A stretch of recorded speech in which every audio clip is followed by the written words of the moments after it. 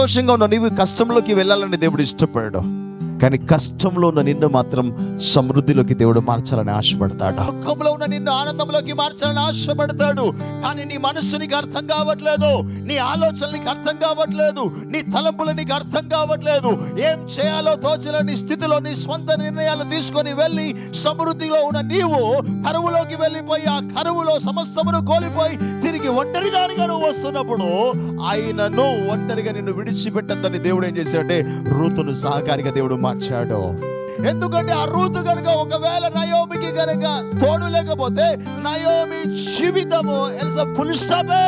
కారణం ఏంటంటే ఏ తోడు లేని జీవితంగా మారిపోయింది. అప్పటికే తన భర్తను కోల్పోయింది, తన పిల్లల్ని కోల్పోయింది, సమస్తము తన వెంట తీసుకెళ్ళిన సమృద్ధినంతా కోల్పోయి ఇప్పుడు కరువులో నుండి మళ్ళీ బెత్లెహేముకు వచ్చి నా దేవుడు నాకు విరుద్ధంగా నిలబడ్డాడని సాక్ష్యం చెప్తుంది. నేను అడుగుతున్నాను, దేవుడు నీకు విరుద్ధంగా నిలబడ్డాడా?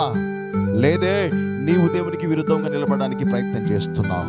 వాక్యాన్ని కొంచెం గ్రహించుకోగలిగితే, వాక్యాన్ని కొంచెం అర్థం చేసుకోగలిగితే ఈరోజు పరిశుద్ధాత్మ దేవుడు నీ జీవితంలో కార్యం చేయను గాక, నీ జీవితంలో దేవుడు అద్భుతము చేయను గాక. హల్లెలూయా. యేసయ్య ఎప్పుడు ఏ వ్యక్తిని రిక్తురాలుగా మార్చడానికి ఇష్టపడాడో, రిక్తుడుగా ఉన్న నిన్ను సమృద్ధిగా మార్చుకోవడానికి ఇష్టపడతాడా? ఒక మాట చెప్పాలా? రూతు సమర్పణ చూద్దాం ఒకసారి. ఆమె ఎక్కడికి వస్తుంది? ఇప్పుడు ఎరగని ప్రజల మధ్యలోకి ఒకసారి నిన్ను తీసుకొని పెడితే నువ్వేమైతావు చెప్పు ఒకసారి. ఒక 100 మంది ఉన్నారనుకో, అక్కడ ఒక్క వ్యక్తి కూడా నాకు తెలిసి ఉండడు. అక్కడికి వెళ్ళి నువ్వు పోయి నిలబడితే ఎట్లుంటావు చెప్పండి? ఆగం అయిపోతా అంటావు. ఎవరో తెలియదు, ఏం మాట్లాడో తెలియదు, ఏం పలకరించాలో తెలియదు. పలకరిస్తే వాళ్ళు మాట్లాడరో అర్థం కాదు. పిచ్చోళ్ళమే వాళ్ళు మాట్లాడితే ఇట్లా చూసుకుంటా నిలబడాలి.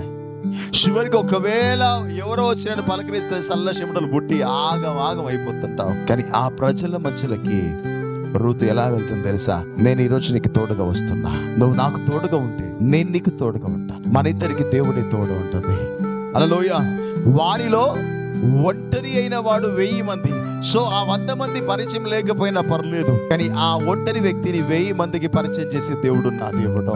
ఎరగని ప్రజల మధ్యలోకి నీ వెళితేనే నీ జీవితం ఏందో అక్కడ అర్థమవుతుంది, నీ ప్రవర్తన ఏందో అర్థమవుతుంది, నీ మాట ఏందో అర్థమవుతుంది, నీ జీవితంలో దేవుడు చేయబోయే కార్యం ఏందో అర్థమవుతుంది. నీ నీతి, నీ ప్రవర్తన, నీ ప్రార్థన, నీ అభిషేకం ఎక్కడ తెలియాలి తెలుసా? ఎరగని ప్రజల మధ్యలో దేవుడు తెలియజేయాలి. హల్లెలూయా, హల్లెలూయా. నీవున్న చోట కాదు, నీవున్న స్థలంలో కాదు, నీవున్న స్థలంలో నిలబడడం గొప్పతనం కాదు. ఎవరైనా నిలబడతారు, కానీ ఎరగని ప్రజల మధ్యలోకి వెళుతున్నప్పుడు అక్కడ దేవుడు చేయబోయే కార్యాన్ని ఉందే, ఆ కార్యం దేవుడు నీ ద్వారా చేయాలని ఆశపడుతున్నాడు.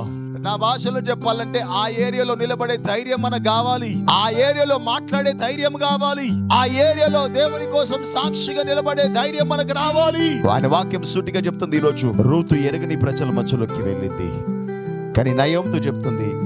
ఇప్పుడు చదువు ఒకసారి, అక్కడే 16వ వచనం చదువున్నాను. అందుకు రూతు నా వెంబడి రావద్దనియు నన్ను విడిచి పెట్టమనియో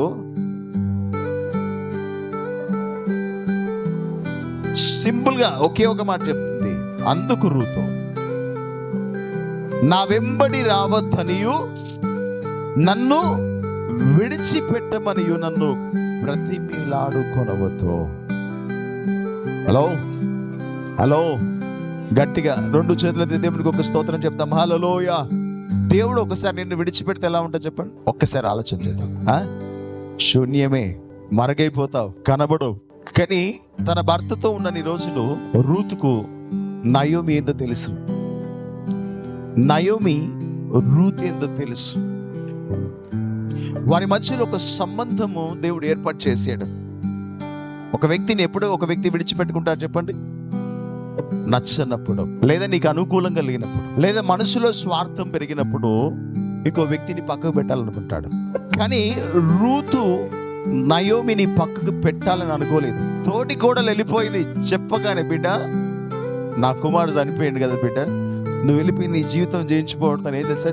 చేతులు ఎత్తేసి గంతులు వేసి తన అత్తని పెట్టి వెంటనే వెళ్ళిపోయింది తోటి కోడలు. అంటే నా భాషలో చెప్పాలంటే నాకు బాధ్యత లేని ఒక వ్యక్తి, బరువు మోయలేని ఒక వ్యక్తి బాధ్యత లేని వ్యక్తిగా తను ఉంది గనుక, తన అర్థను అర్థం చేసుకోలేని ఒక వ్యక్తిగా ఉంది గనుక వెంటనే విడిచి వెళ్ళిపోయింది. కానీ రూతు తన అత్తను అర్థం చేసుకుంది గనక, తన అత్తను ప్రేమించే మనస్సు తనకుంది గనక, తను కష్టపడితే కష్టపడాలనుకుంది, తను ఏడిస్తే ఏడవాలనుకుంది, తను సంతోషంగా ఉంటే తాను సంతోషంగా ఉండాలనుకుంది. ఎప్పుడు కరువులో ఉంది. ఇప్పుడు సముద్రంలో నుంచి మొత్తం సమస్తము కోల్పోయి ఇప్పుడు ఎక్కడ ఉంది? సమృద్ధి. సమృద్ధిని సమస్తము కోల్పోయి కరువులో ఉంది. ఇప్పుడు మళ్ళీ ఏం చేస్తుంది? కింది వచనం చదువున్నాను, అలానే 22వ వచనం చదువుదాం ఒకసారి.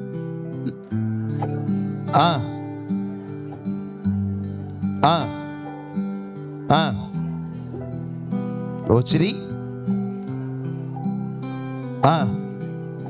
దేవునికి స్తోత్రం చెప్తాం. హల్లెలూయా. 21వ వచనం చదువుకున్నాను. నేను సమృద్ధి గలదాన్ని వెళ్ళి తిని యెహోవాను మీరు నన్ను నయోమి అని పిలువనేలా, యెహోవా నా మీద విరుద్ధముగా సాక్ష్యము పలికెను, సర్వశక్తుడు నన్ను బాధపరిచెను అని వారితో చెప్పెను. అట్లు నయోమియు ఆమెతో కూడా మోయాబీయురాలైన రూతు అను ఆమె కోడలును మోయాబు దేశము నుండి తిరిగి వచ్చిరి. వారిద్దరూ యవలకోత ఆరంభములో బెత్లెహేము చేరిరి. మోయాబీయురాలు ఈ రూతు ఇప్పుడు బెత్లెహేములోకి వచ్చేస్తుంది. కరువులో నుంచి సమృద్ధిలోకి వచ్చేసింది. కరువులో నుంచి సమృద్ధికి. ఈ సమృద్ధి ఎక్కడ ఉంది అంటే రొట్టెలోనే ఉంది, బెత్లెహేములోనే ఉంది. మోయాబు దేశాన్ని ఎవరైతే విడిచిపెడతారో వారు బెత్లెహేములోకి వచ్చేస్తారు. హలో, అంటే కరువు కాలాన్ని ఎవరైతే విడిచిపెడతారో వారు సమృద్ధిలోకి వచ్చేస్తారు. ఇప్పుడు మీరు కరువు కాలంలో ఉండొచ్చు, అందుకే దేవుడు సమృద్ధిలోకి మిమ్మల్ని మార్చాలని ఆశపడుతున్నాడు. కానీ సమృద్ధిలోకి రావాలి అంటే మన సాక్ష్యం ఎలా ఉండాలి చెప్పండి? నీ దేవుడే, నీ ప్రజలే. అదే ఉంది కదా బైబిల్లో. ఆ రాసిన నేను ఎక్కడ సమాధి చేస్తే, నేను ఎక్కడ బాధ పెడితే సమర్పణ. నువ్వు పాతి పెట్టమన్న చోట నువ్వు ఎక్కడ నిలబడితే అక్కడ నేను నిలబడతాను. నువ్వు ఏ స్థలంలో నిలబడితే నేను అదే స్థలంలో నిలబడతాను. నువ్వు ఏ స్థలంలోకి వెళ్తే నేను ఆ స్థలంలోకి వస్తాను. నువ్వు ఏ దేవుని ఆరాధిస్తే నేను ఆ దేవుని ఆరాధిస్తా. నీ దేవుడే నా దేవుడు, నీ ప్రజలే నా ప్రజలు. నా జీవితంలోకి తెలుసా, నాకంటూ ఏ స్వంత నిర్ణయం లేదు, నాకంటూ ఏ స్వంత ఆలోచన లేదు. ఇక నీ ఆలోచనే నా ఆలోచన, నీ మార్గమే నా మార్గము. నీవెక్కడ ఉంటే నేను అక్కడ ఉంటా అని రూతు ఏ సమర్పణ అయితే తీసుకొని వెళుతుందో ఆ సమర్పణ బట్టి దేవుడు కార్యం చేయబోతున్నాడు. హల్లెలూయా. ఇక్కడ రూతులో ఉన్న గొప్పతనం ఏంటంటే, నేను ధైర్యంగా చెప్పగలుగుతున్నాను, విడిచిపెట్టి వెళ్ళే మనసు తను కాదు. మనిషిని అర్థం చేసుకొని ఆ మనిషిలో నుండి తను ప్రేమించడానికి ఎప్పుడైతే వెళుతుందో దేవుడు కార్యం చేయడం మొదలు పెడుతున్నాడు. ఎందుకు ఇక్కడ దేవుని ఆత్మ బలంగా ప్రేరేపిస్తుంది. ఈరోజు నువ్వు ఏ మార్గంలో వెళ్తున్నావు, నువ్వు ఏ మార్గంలో నిలిచి ఉన్నావు? సమృద్ధి అయిన స్థలంలో నీ ఉన్నప్పుడు కరువు వైపు నువ్వు ఎందుకు వెళ్తున్నావు? దేవుడు నిన్ను ఆశీర్వదించాలని ఆలోచన చేస్తున్నప్పుడు, లేదా దేవుడు నిన్ను దీవించాలని ఆలోచన చేస్తున్నప్పుడు అపవాదిగాడు ఎన్నో తలపులు తీసుకొచ్చి పెడతాడు, ఎన్నో ఆలోచనలు తీసుకొస్తాడు. ఆ ఆలోచనకు ఎప్పుడైతే నువ్వు లోబడతావో ఆ క్షణమే నిన్ను పడగొట్టడం అపవాదికి సులువుగా అవకాశం ఇచ్చిన వారు. ఈరోజు దేవుని వాక్యం నీతోనే మాట్లాడుతుంది. నిన్ను సమృద్ధిలోకి దేవుడు నిన్ను మార్చుకోవాలనుకుంటున్నాడా? ఆత్మల పంటను కోసే వ్యక్తిగా నిన్ను మార్చుకోవాలనుకుంటున్నాడు. నీ ద్వారా దేవుడు గొప్ప కార్యాలు చేయాలని ఆశపడుతున్నాడు. నీకే ఏ గమ్యం లేదని నువ్వు అనుకుంటున్నావు, కానీ నీవు అనేకులకు గమ్యమై మారబోతున్నావు. ఏ దారి నాకు కానరాకపోతుంది, ఏ దారిలో వెళ్ళాలో నాకు అర్థం కాలేకపోతుంది అనుకుంటున్నావు, కానీ రేపు అనేకులకు దారి చూపించే వ్యక్తిగా దేవుడు నిన్ను చూపించాలని ఆశపడుతున్నాడు.